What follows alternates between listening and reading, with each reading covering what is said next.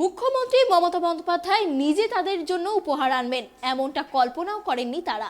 তার ওপর গ্রামবাসীদের কাছে ঠিকমতো উপহার পৌঁছয়নি বলে সরকারি অফিসার থেকে জেলা শাসক সবাইকে কড়া ধমক দিয়েছেন মুখ্যমন্ত্রী।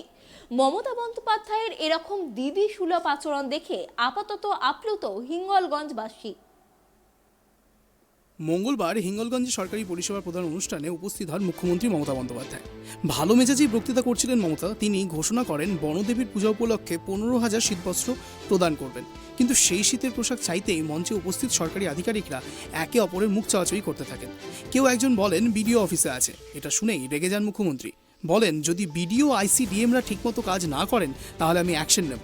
এমনকি সভায় রেগে গিয়ে বাতিলও করেন মুখ্যমন্ত্রী। তিনি বলেন পোশাক না আসা পর্যন্ত মঞ্চেই বসে থাকবেন। উপস্থিত জনতাকেও অপেক্ষা করতে অনুরোধ করেন মুখ্যমন্ত্রী।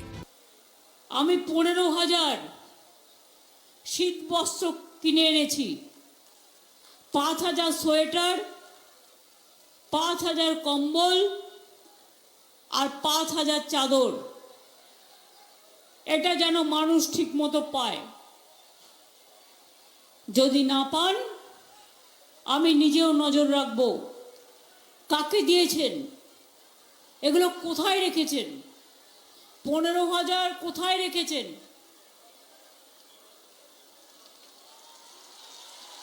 No, for this constituency only this area. কোথায় সেটা, কোথায় সেটা পরিষ্কার কথা বলুন।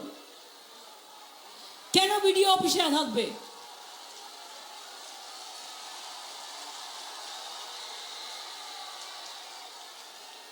বলুন বিডিওকে নিয়ে আসছে, আমি অপেক্ষা করব এখানে।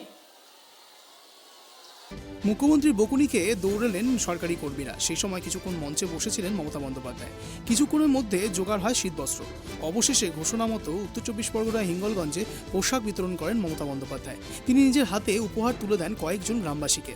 জানান পরে বাকি পোশাক বিডিও অফিস থেকে সবার কাছে পৌঁছে যাবে, আর এ নিয়ে তিনি খবরাখবর রাখবেন। দিদি যেটা করেছে সঠিক কাজই করেছে, দিদি ঠিকই করেছে। আমাদের যদি 100 টাকা আসে তার থেকে 2 টাকা জিনিস পাই, আর 80 টাকা আর 92 টাকা আমাদের কোনো 98 টাকার কোনো সংবাদ পাই না। আমরা ওই 2 টাকারই জিনিসপত্র এখানে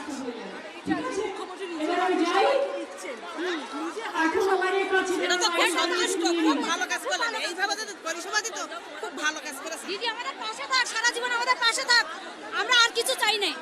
খুব ভালো কাজ করেছেন দিদি। এইটা এদিন সভায় আসার আগে স্থানীয় বনবিবির মন্দিরে পুজো দেন মুখ্যমন্ত্রী। পরে মঞ্চে দাঁড়িয়ে ঘোষণা করেন বনবিবির মাটির মন্দিরকে পাকা করে দেবেন তিনি। সেই সঙ্গে স্থানীয় প্রশাসনকে মুখ্যমন্ত্রী নির্দেশ দেন মন্দিরকে কেন্দ্র করে পর্যটনকে ঢেলে সাজান। মমতা বন্দ্যোপাধ্যায়ের এই ঘোষণাতে খুশি হিঙ্গলগঞ্জের মানুষ। ক্যামেরায় বরুণ ভান্ডারীর সঙ্গে দেবযানী সরকারের রিপোর্ট, ট্রাইব টিভি।